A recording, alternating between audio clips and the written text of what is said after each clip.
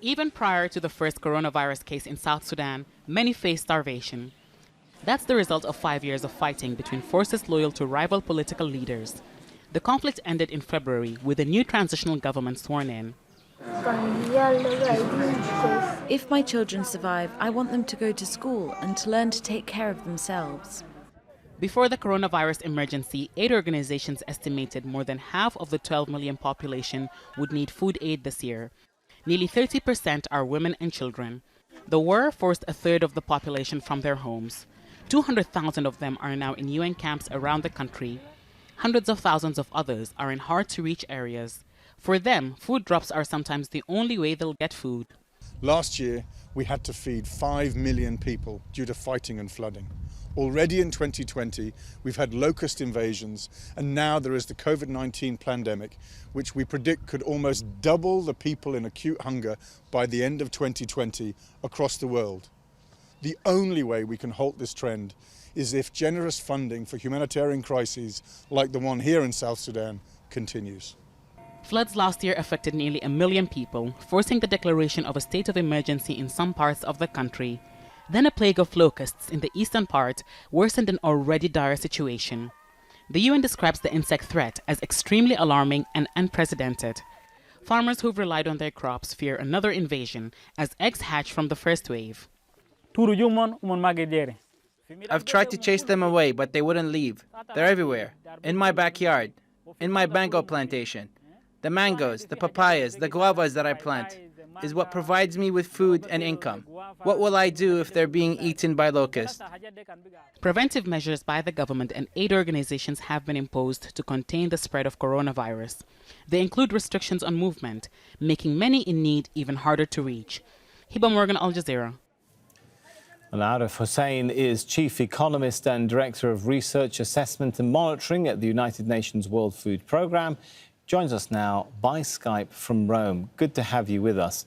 So, as I'm sure you're aware, we constantly hear the headlines about how even developed countries' economies are struggling right now because of the coronavirus. Does the world have the capacity to help others in places of real extreme need right now?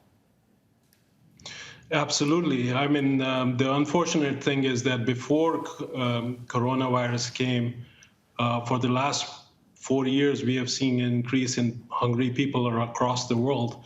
4 years ago, we had 80 million people who were suffering from wars and climate shocks and economic instability. Today, that number is 135 million. That's a 70% increase. On top of that, we have got another 130 million people, which we are projecting are going to become hungry in 2020 because of the COVID. These are the people we were not assisting before. And they are, people who were relying on remittances, who were working, who had jobs, and they no longer have those jobs. And many, many people in the places which you are mentioning, they are, to begin with, hand to mouth. So if you don't work, you don't eat. But bottom line is that this is a global problem which requires a global solution. Until we get to that solution, we need to make sure that collectively we not only save lives, but also save livelihoods. Right, but I mean, what will then happen to people? Are we going to see people starve to death, basically, in some places?